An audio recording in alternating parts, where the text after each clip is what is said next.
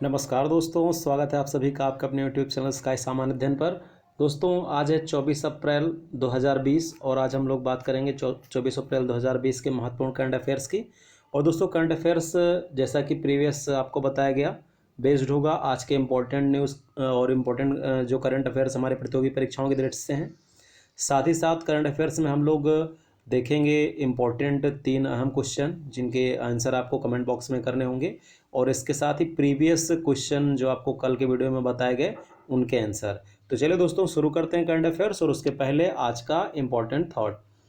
दोस्तों, ज़िंदगी एक चुनौती है और उसके लिए हमेशा तैयार रहना चाहिए। जी हाँ दोस्तों, क्योंकि अगर आप एज ए चैलेंज लाइफ को एक्सेप्ट नहीं करते हैं तो फिर आप आने वाली चीज़ों या अपनी सक्सेस के लिए जो है उम्मीद वो छोड़ दीजिए। क्योंकि दोस्तों, बहुत ज़्यादा इंपॉर्टेंट है यहाँ पर कि किसी भी प्रकार के चैलेंज के लिए अपनी लाइफ में आप कितना प्रिपेयर हैं मेंटली और फिजिकली रूप से। तो दोस्तों, बिल्कुल फुल्ली एंजॉय करिए अपनी लाइफ को, अपने लक्ष्य को केंद्रित रख करके, अपने टारगेट को केंद्रित रख करके अपनी पढ़ाई करते रहिए और किसी भी प्रकार की ऐसी समस्या जो कह सकते हैं कि अनहोनी हो सकती है उसके लिए भी आप तैयार रहिए। तो ठीक है दोस्तों, तो चलिए हम लोग बात करते हैं आज के पहले इंपॉर्टेंट करंट अफेयर्स की। दोस्तों, मोस्ट इम्पोर्टेंट क्वेश्चन है, एग्जाम में आना ही है इसको।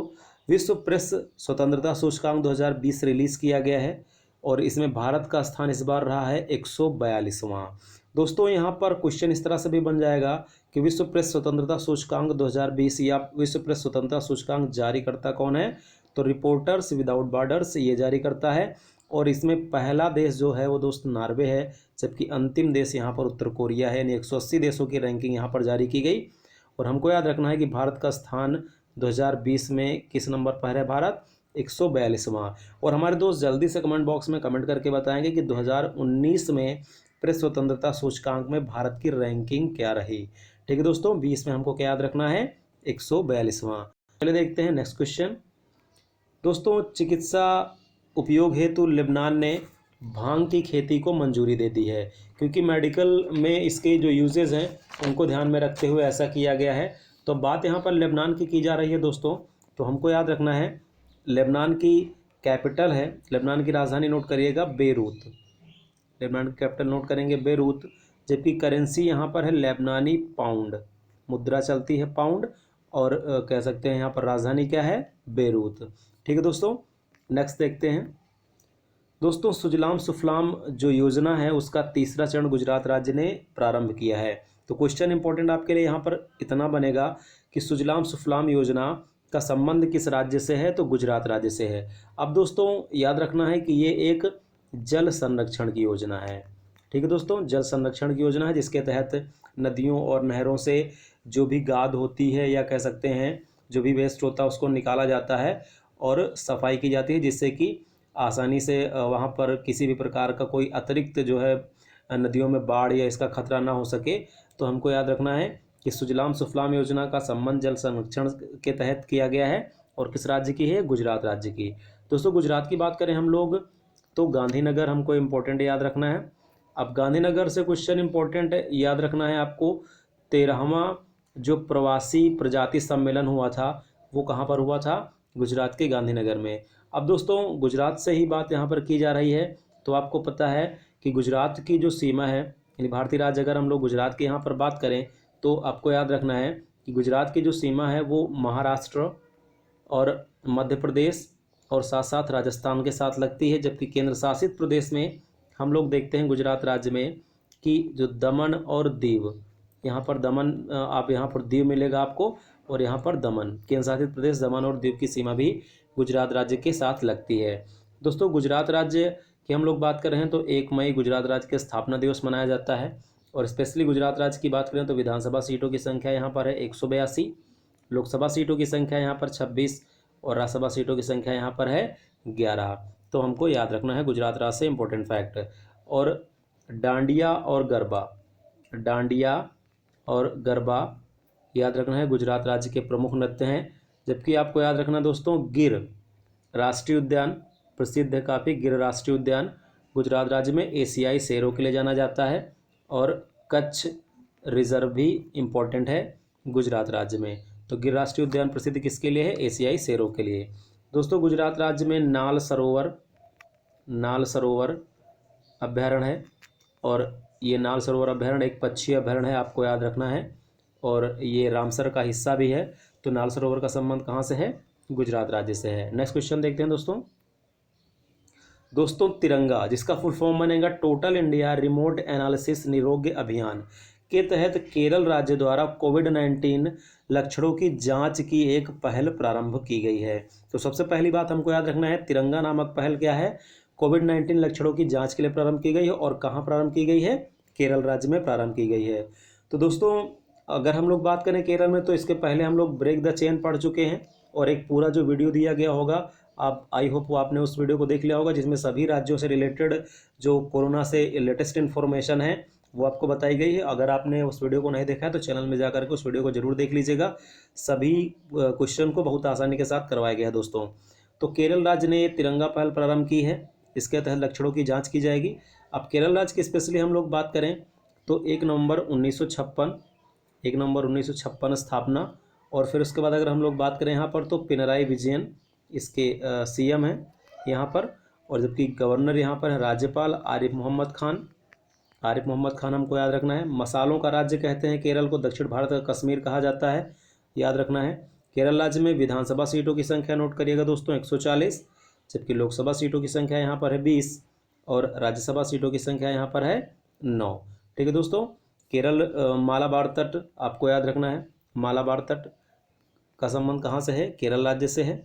और दोस्तों वेम्बनाड अष्टमुदी और पेरियार याद रखना है हमको, यहाँ पर प्रमुख झीलें हैं, और पेरियार राष्ट्रीय उद्यान भी है जो कि हाथियों के लिए जाना जाता है। तो ठीक है दोस्तों, तिरंगा नामक पहल कहाँ याद रखना है हमको? केरल राज्य के लिए, और इसका काम क्या होगा? कोविड-19 के लक्षणों की जाँच करने की एक ये पहल है। चलिए दोस्तों नेक्स्ट क्वेश्चन हम लोग देखते हैं।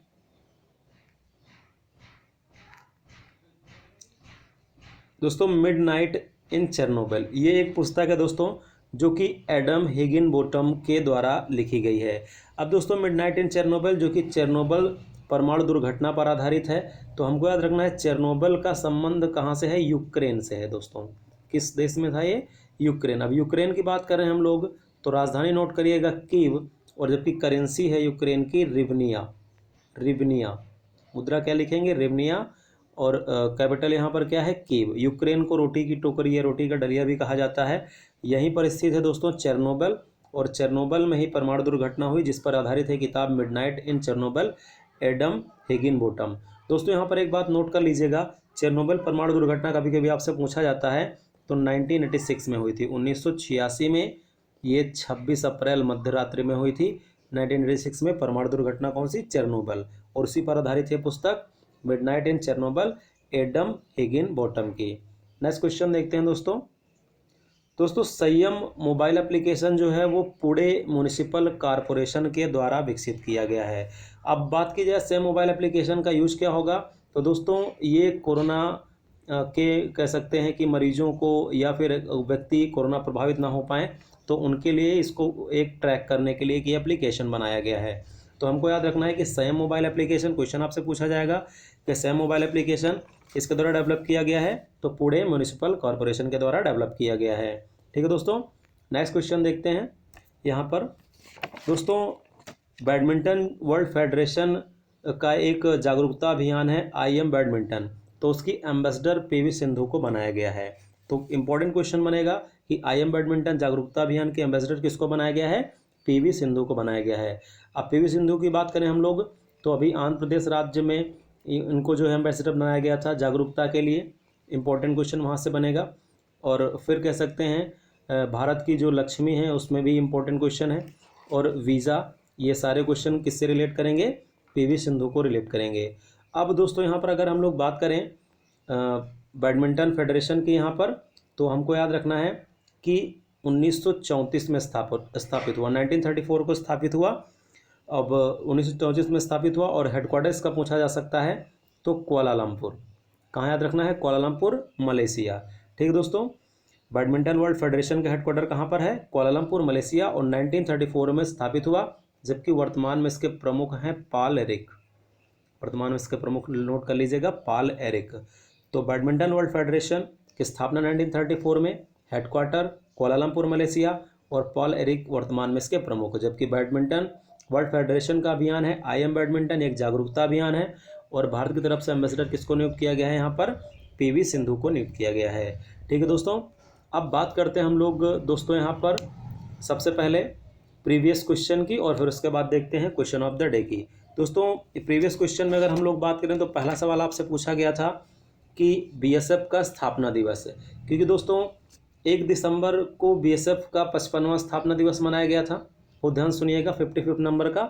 और आपको पूछा गया था कि BSF का आदर्श वाक्य क्या है, तो हमको याद रखना है जीवन पर्यंत कर्तव्य, जीवन पर्यंत कर्तव्य। तो पहले का आंसर नोट करेंगे हम लोग दोस्तों, जीवन पर्यंत कर्तव्य पहले प्रश्न का राइट आंसर है। जबकि सेकंड क्वेश्चन आपसे पूछा गया था विश्व एड्स दिवस 2019 का विषय, तो community makes difference, community makes difference हमको याद रखना है, विश्व एड्स दिवस 2019 का विषय रहा। तीसरा क्वेश्चन दोस्तों आपसे पूछ लिया गया था कि ज्ञानगंगा वन्यजीव अभ्यारण्य कहाँ पर है, तो चर्चा में आया था ये दिसंबर में, ज्ञानगंगा वन्यजीव अभ्यारण्य। आंसर इसका नोट कर लीजिएगा, ये महाराष्ट्र राज्य में स्थित है। कहाँ पर स्थित है, महाराष्ट्र राज्य में स्थित है। तो ये रहे प्रीवियस 3 क्वेश्चन के आंसर। अब देखते हैं दोस्तों आज के इंपॉर्टेंट 3 क्वेश्चंस क्या हैं। दोस्तों पहला प्रश्न है आपके लिए, बैलन डी ओर अवार्ड 2019 के विजेता कौन रहे, क्योंकि आपको पता है कि फुटबॉल के लिए इंपॉर्टेंट है। तो 2019 में विजेता किसको घोषित किया गया था, या किसको अवार्ड ये दिया गया था।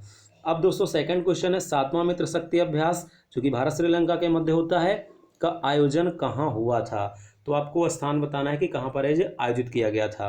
अब मोस्ट इंपॉर्टेंट क्वेश्चन है दोस्तों, 55वां ज्ञानपीठ अवार्ड इन 2019 में किसे दिया गया था, तो तीसरा क्वेश्चन होगा 55वां ज्ञानपीठ अवार्ड 2019 किसे दिया गया था।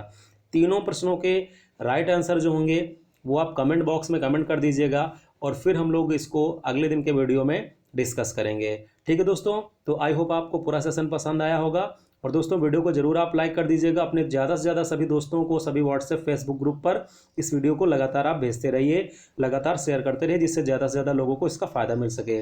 ठीक है दोस्तों, तो यहीं पर आज हम लोग रुकते हैं, फिर अगले दिन बात करेंगे। तब तक के लिए धन्यवाद।